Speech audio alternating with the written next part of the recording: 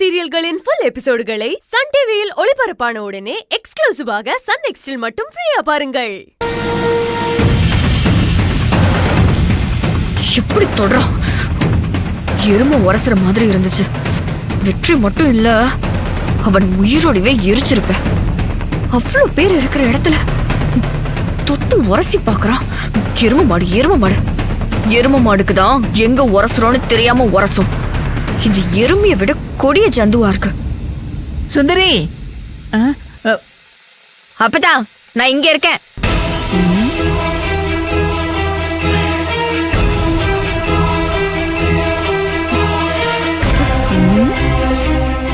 என்ன பண்ற? கழுவு கைய நல்லா கழுவு. இந்த தீட்டு சோப்பு போட்டாலாம் போகாது. என்ன நான் பேசிக்கிட்டே இருக்கேன், நீ என்னடானா அந்த கைய போட்டு தேய்ச்சிக்கிட்டே இருக்க? இம்புட்டு தூரம் அவன் பண்ணதுக்கு நீ தாண்டி காரணம். அப்பதா என்ன நொப்பத்தா? அவனை உட்கார வச்சு நல்லா வகையா ஆக்கி போடு.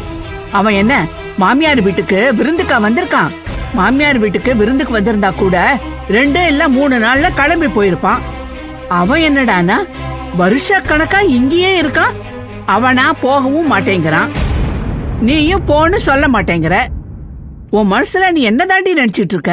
இல்ல அப்பதா, குழந்தையாலதான் அவன் தப்பிச்சுக்கிட்டே இருக்கான். இங்க பார், இந்த கதைய எங்கிட்ட சொல்லாத. குழந்தைன்னு எப்ப பாரு ஒரு சப்ப காரணத்தை சொல்லாத. அவன் உன் கால சுத்தன பாம்புடி.